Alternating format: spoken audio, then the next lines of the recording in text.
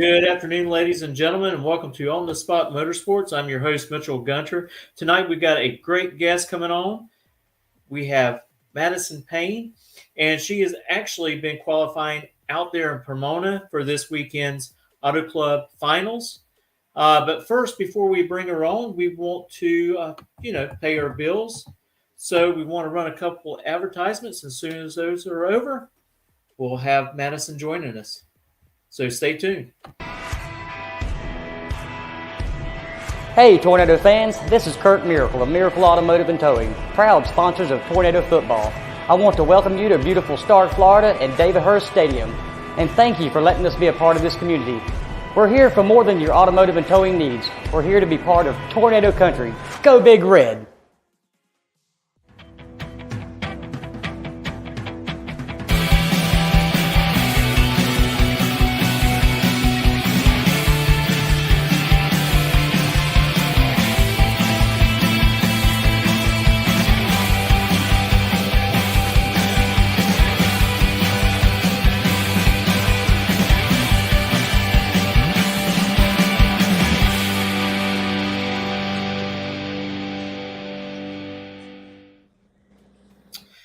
Hey, Madison, how you doing? I want to also thank you for, taking time out of your busy day to join us. I know you're out there in Pomona qualifying for the Auto Club Finals and Top Alcohol Dragster. And I tell you, right now, it's looking pretty good for you. I think right now you move up to the top of the charts. You're the provisional number one with that monster run of running 5:17 at 281 miles an hour. Yeah, thank you for having me. So far, so good in Pomona. We have one more run left, so we'll see if that'll hold on. Well, like you were saying earlier, the weather's nice and cool, and that's helping y'all to, make great horsepower and stuff out there. And hopefully, for your sake, the weather will not be that good tomorrow, and you can hold on to that number one spot.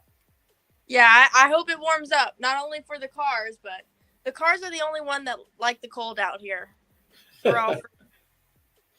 Well, one of the other things I wanted to congratulate you on, 2 weeks ago, you won the NHRA Nevada Nationals. That's your first national win for your record. Mm-hmm. And I tell you, what a great event out there. We're going to get into that a little bit later, talk about the players that you faced all the way down to the final against Tony Stewart. Okay. But one of the things I like to do when I bring a guest on, I like to give them the opportunity to introduce themselves to our viewers. Okay. Hi, I'm Madison Payne. I drive Dwayne Shields' Muscle Milk Alcohol Dragster, and I drive a Super Comp car. Madison, you have grown up in this sport ever since you was a little girl. How was it growing up with your mom being Shelly Anderson Payne and your dad Jay Payne? Oh, it was pretty cool. I think people outside of my family think it's cooler than we do because it was just normal for us. But now we think it's cooler, my brother and I, because we get all of the inside tricks from them. Whereas when we were kids, we were just messing around at the races. But now we actually have questions to ask them and things that we want to know from their experiences. Yeah, and I tell you, and also not just your parents, but your grandfather is also a big influence in racing, and I think he's number 33 of one of the all-time greats. Yeah, he's on that 50 list. He's pretty impressive. He's our little genius, we call him. Madison, when did you know that you wanted to follow in your parents' footsteps and get into drag racing? I couldn't really tell you a time. It was more of... Whoop. Sorry. We lost her for just a second. Yeah. There you go. It was more of, I always knew I was going to race, but we just never knew when. So we waited a little bit, and right before I turned 18, I got to get my Super Comp license. Now, before all of that, when you were a young girl, you were able to participate in the NHRA Junior Drag Racing League, correct?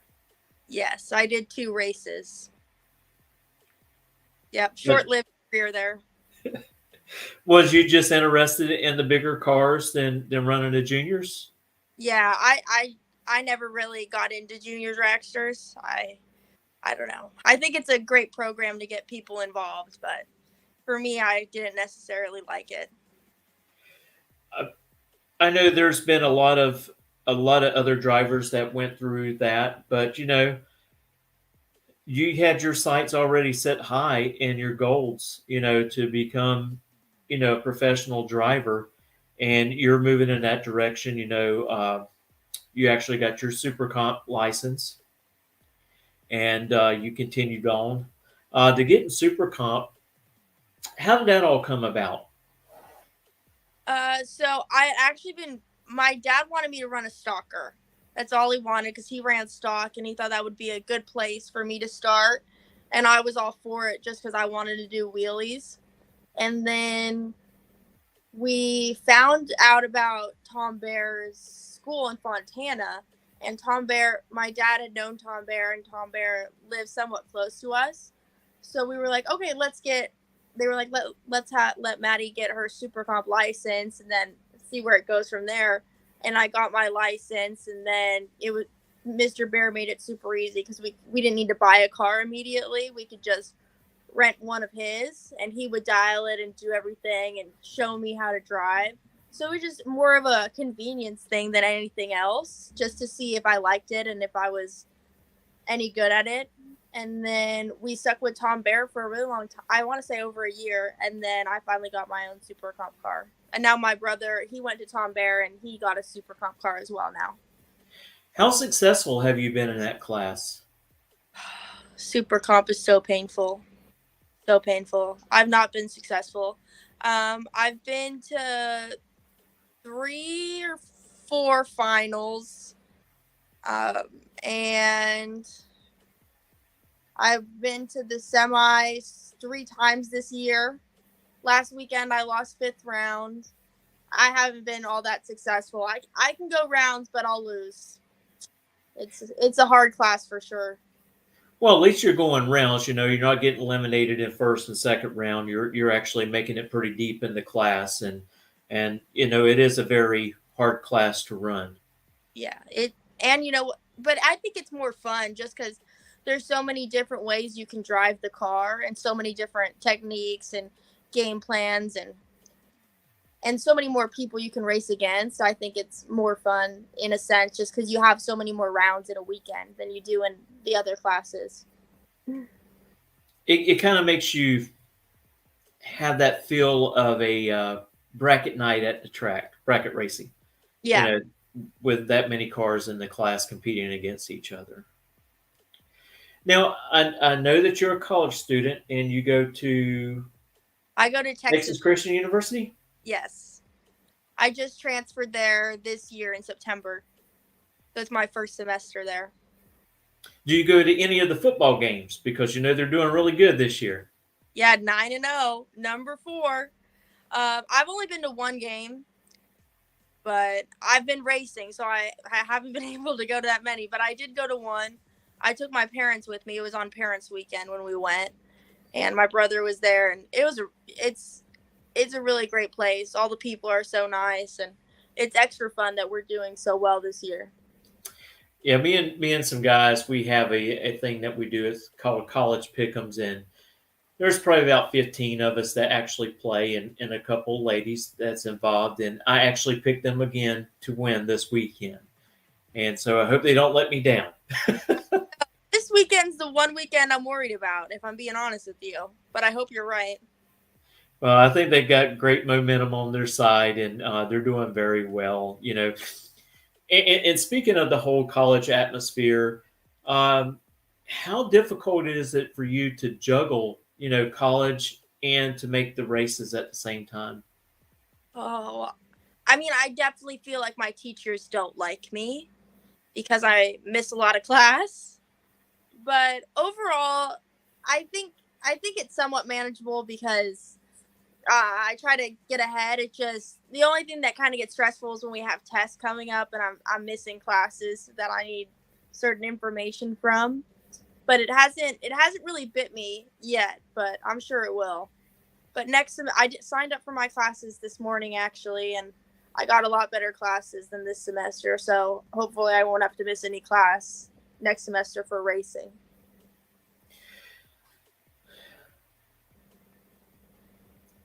Now, we spoke a little bit about, the junior dragsters and stuff, and you really wasn't involved in that too much.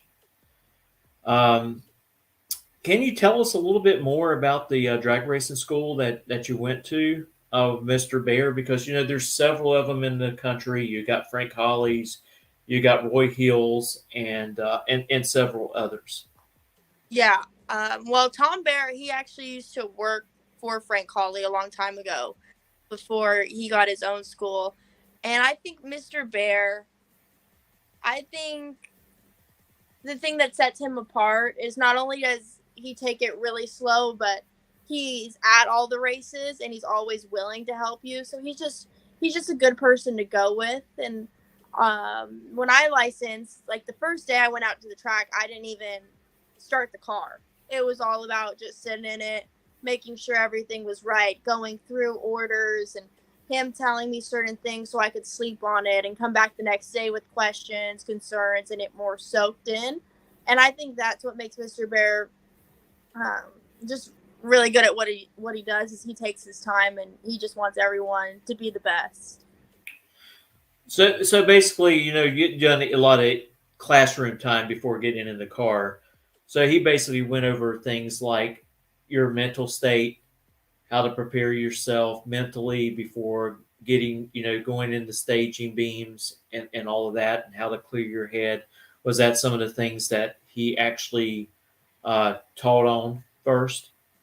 Yeah, he's more about like you can you could think what you want, but the best option is to stay calm. So he talked about that. He talked about how routines are important, looking at the track, just certain things he wanted us to know, unspoken rules, stuff like that. Now, I know you've been around the track all your life. Uh, what mentors have you looked up to besides your parents? Besides my parents, I'd have to say my grandpa, but also Ashley Force Hood. She was my idol growing up. Larry Dixon, Steve Johnson, and I bet there's a lot of other people that I'm forgetting, but those are the three that came to mind right now. Well, I tell you, mentioned Ashley Force Hood. A lot of people they are still missing her come out to the track and racing. She was a great ambassador, and I know she wanted to start a family and everything like that. And her husband's still involved in drag racing over at John Force Racing, and but I hear it all the time. I hear a lot of people saying, "Hey, do you think Ashley will ever come back and get behind the wheel and race?" And I think there may be a possibility that she will do that one day after the kids have grown up a little bit. Give her time to get back in the car. What do Yeah, you think? I would hope so. I mean, I don't know. Ashley loves being a mom and loves being at home, and she does all the film and cool videos for John Force Racing. So I think she really enjoys it because she's still connected to the sport, but it's more of a relaxed job to keep her connected and let her stay home when she wants to and come out to the races when she wants to. But here's hoping. I mean, if anyone can get back in the car, it'd be Ashley. Yeah, she's super nice, and I'll tell you a funny story about Ashley and John. It happened over at Gainesville Raceway, and this was years ago. But I was dating a lady, and she had a little girl, and I took her out to the track. We dated for a little while, and so I took her out there, and we walked over there to Ashley when she was running Alcohol Dragster, and we're standing in line to get an autograph. Well, they got called. They had to hurry up and get up in the staging lanes. NHRA was trying to speed up the schedule some, so John comes over and to her and picks her up and gives her a big old hug. And He goes, "Here, let me have that hero card. I'll go ahead and I'll sign it for you." So he put on there for to Brer from Ashley Forrest by Dad. And so I held on to that for years, and I actually gave it to her probably about a year or so ago. I gave her the handout card, and she was totally amazed. She's like, "You really kept this all this time for me?" I said, "Yes, I wanted to keep it for you because it was a memory. And, if I gave it to you at a young age, it probably wouldn't have lasted, probably would have got tore up or something like that. But now you're old enough and mature enough, you can put it up and save it, as a keepsake." Before moving up to the A fuel car, we talked about you receiving your license for Super Comp. Can you tell us how excited your grandfather was when you were able to license in that Super Comp car? Oh my gosh. Like literally the day after I got my Super Comp license, he wanted me to start running Top Dragster. He didn't care about Super Comp. He wanted he wanted Top Dragster because he wanted to put a big BAE motor in a car that I could drive, and he loves racing. So he's happy that we wanted to do it, but he he definitely wants us to. He likes Super Comp now. It took some time, but he definitely wants us to try different classes as well. Basically, he's like, "Hey, here's a stepping stone. Let's hurry up and get through Super Comp. Let's get you in the top alcohol dragster and move you on up the top fuel." Yeah, he's that was more of his thought process at the beginning, but now I think he's always paid attention to Super Comp, but now that we're in it, he pays a lot more attention, and I think he respects the class a lot more now, just because he's seen how difficult it is through us, and he likes watching it now, and he's kind of amazed at how difficult that class is. Um, can you tell us about the opportunity that you received to jump in Dwayne Shields' A Fuel Dragster and get your license? Yeah, so Dwayne and my dad were both sponsored by Peak.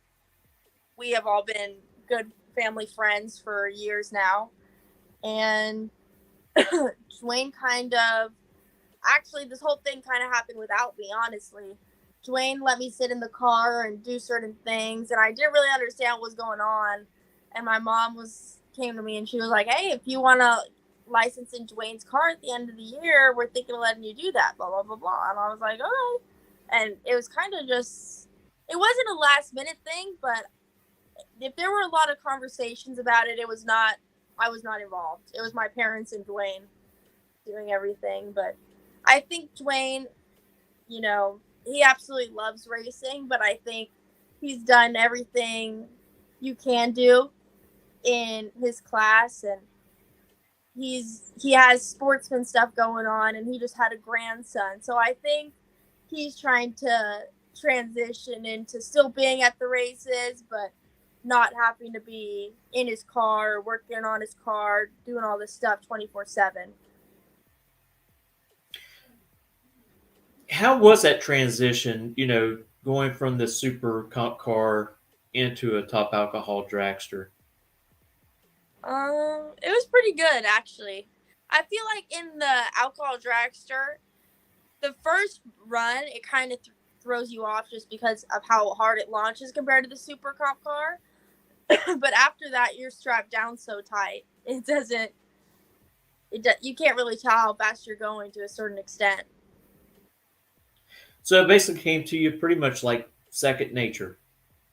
I wouldn't It go came that to you. far, but Okay. it wasn't near as scary as some people made it out to be. Would you say one of the hardest things to accomplish was the burnout procedures? No. They were No. pretty easy for you. Yeah, I just put my foot on the throttle. So I the first time I did do too long of a burnout, but it's okay. Burnouts are fun. I've learned since then. I don't go too far. I listen to Dwayne now.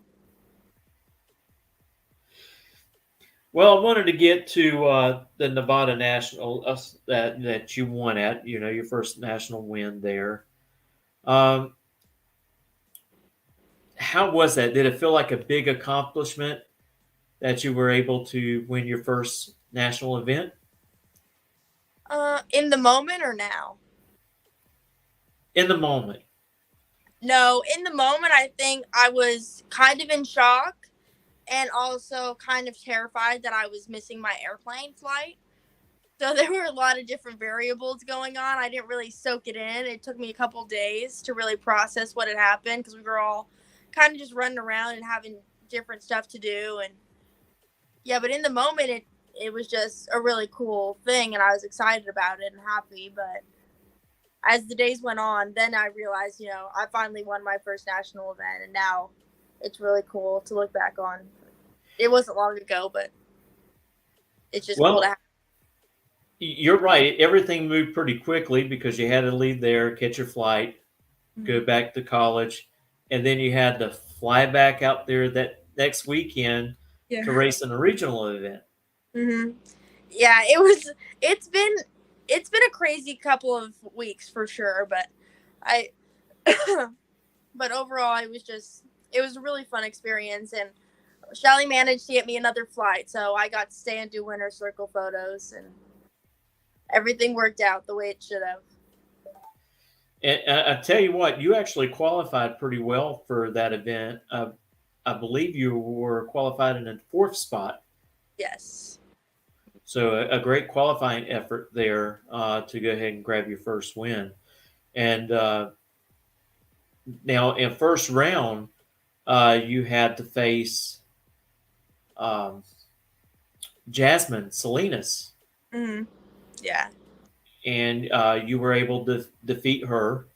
You had a 106 light, and was able to, I think, get her on a hole shot. Yes. And then you come back in the second round, and you had to face Green, Yes. and you were able to defeat him. You was able to outrun him. I think you ran a 5:31, I couldn't. and I think he had like a 6:41. I think he had some engine problems as he was getting up to the top end Yeah, of he the had track. to try to pedal it, and then he got near the wall and lifted off. I think that's what happened.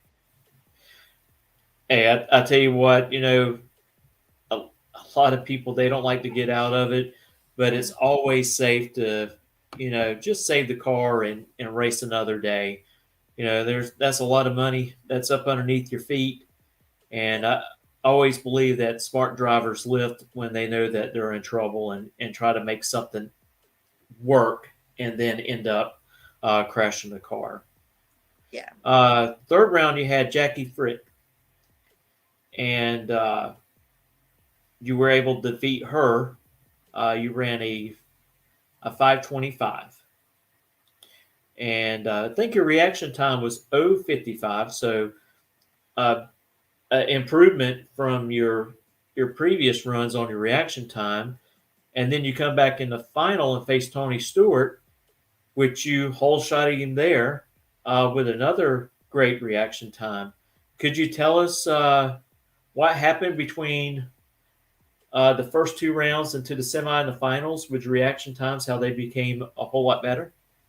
I think just as the weekend goes on and you get more confident in your car and you're going rounds, I think even without realizing it, you get more comfortable, but you also try harder. I think like first round, we all want to win, we all want to do good, and we're like, okay, let's do it. But when you keep getting closer to that trophy, I think somehow you get quicker without and take it more seriously without meaning to. You might not realize it, but you do. Yeah, I think your focus just takes over, and that's what by looking at your reaction times, you were just really in the moment, focused in those two rounds. You knew you were getting pretty close to that win. Now, after the race, I seen Tony Stewart. He came over and congratulated you and stuff. How was it racing against a legend like that of NASCAR to transition over and run a top alcohol dragster and see him make it to the final against you? Oh, it was cool. I think I mean, I don't really know, honestly. We were hearing about Tony Stewart all weekend long, so it was cool that he managed to do a really good job and get to the final. It made it kind of worth it because I think most of us were impressed with his driving, and he did not only did he do a good job driving, but he picked a good car as well to rent because those McPhillip cars are really awesome. So together, I thought it was a good package, and I think we were more impressed with him, the way he acted, his sportsmanship and stuff like that, over the fact that he was Tony Stewart. I tell you, I was really impressed with his driving ability. It's not easy to just jump in a car, which he didn't do. I mean, he's been in Frank Holly's drag racing school and getting help with Frank and Frank teaching him the ropes and stuff. And I think he was really surprised himself because in one of the interviews he was like, "Man, I'm just happy that I'm able to race on Sunday." Yeah. So I think he was really shocked as well. Yeah, I think that was the thing that made it better was just that he was just there to get laps under his belt and to actually run against somebody to learn. He wasn't out there for attention or you know. I know he wanted to win, but I don't think that was his goal in the weekend. Right. I thought it was cool. Yeah, the way he talked, he just wanted to be pretty much just be able to qualify and go around or two. That he would be very satisfied with that. Yeah. But a great final anyway between y'all two, and I love the sportsmanship afterwards. Him coming over and congratulating you. Now this weekend you're in Pomona, uh, and man, it's going really great for you so far. Yeah, it's not only going well, but it's exciting because this is my home race. So it's that I get to be home and we're doing well here. My family's out here, Dwayne's family's out here, my godson, my grandson's out here. So we're just having fun, and it makes it more fun when we're doing well. And y'all have 20 cars that are trying to get into the field, and to me that's really amazing. In the past we haven't had that very many top alcohol cars trying to qualify for races, and it seems like now this year it has really started to pick back up. Yes. Oh, for sure. There's more and more cars at every race, so it's exciting to see stay strong and actually get cars. Well, I tell you what, I wish you the best of luck this weekend and out there in Pomona. Uh, Now, when will we see you? The possibility of you stepping up and getting into a top alcohol. Top fuel car. Uh, Never. I don't know. I doubt it. Opportunity prizes. I'd love to try it, but I'm having a lot of fun where I am, and we'll see. We never know what it's gonna happen. Well, I know your mother was very successful in Top Fuel, Mm-hmm. and she is another great ambassador for the sport for many years. And I tell you, if we ever have the opportunity, I would love to have you and your mother come on and talk about her experiences of racing and those rinks. Shelly, come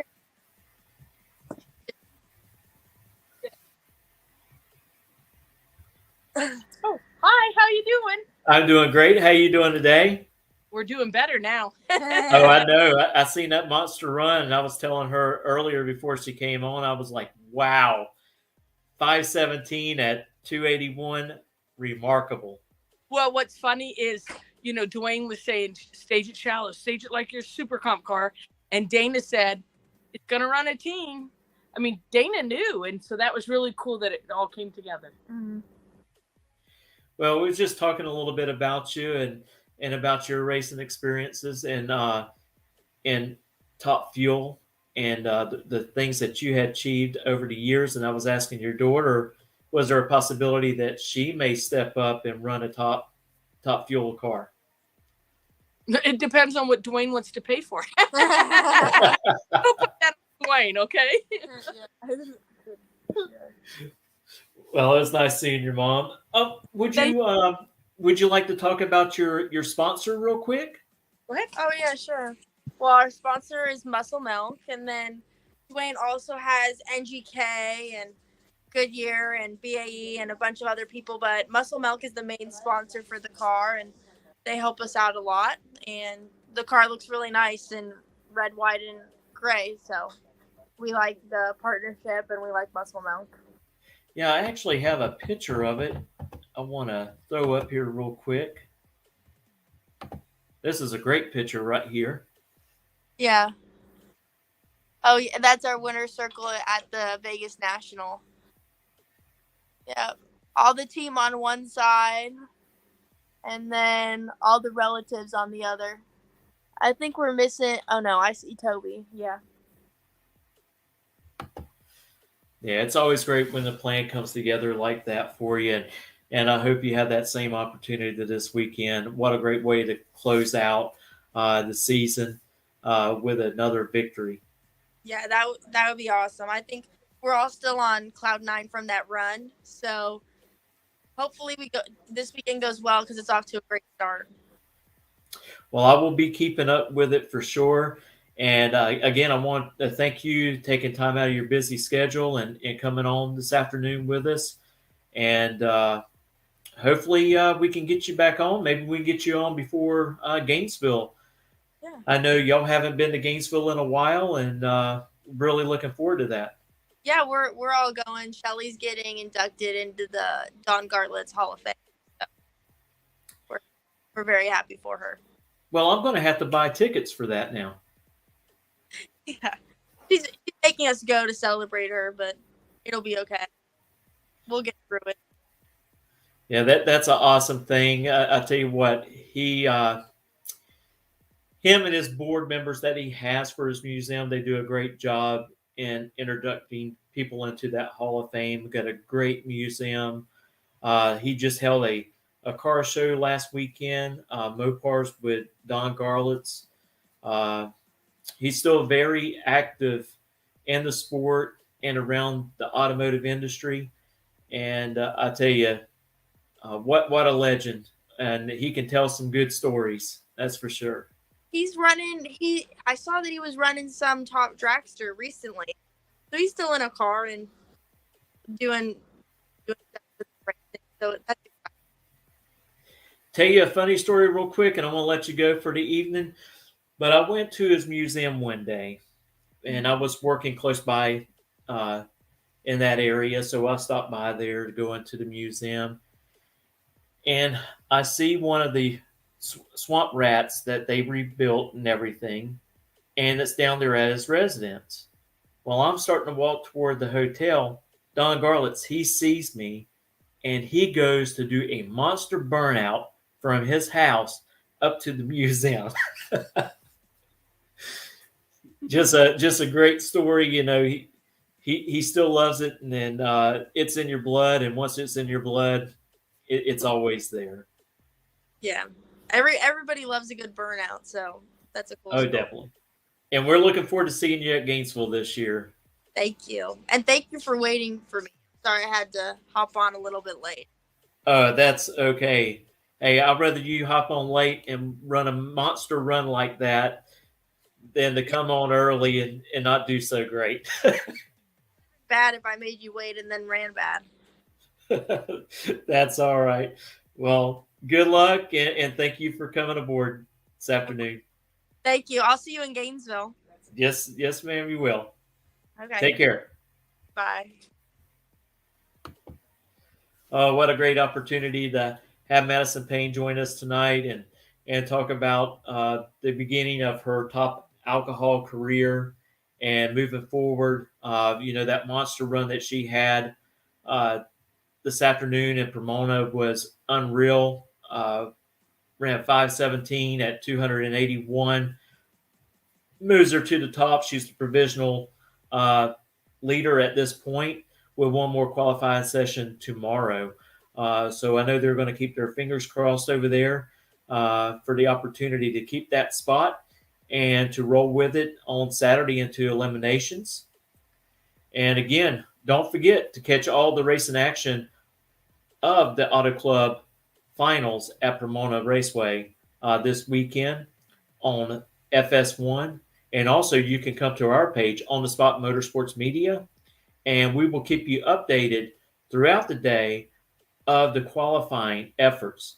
But we will not air or post the winners of the event into the conclusion of the event that's on TV. With that being said, I know that time is out in California. So if you're on the East Coast, there's a 3-hour delay. But we will try to refrain from posting that until it is over or teams start posting it themselves on social media. Again, I want to thank everybody for watching On the Spot Motorsports Media tonight. I'm your host, Mitchell Gunter, and we're looking forward to having another guest, hopefully next Thursday night. So thanks again for coming on board, and we will talk at you later.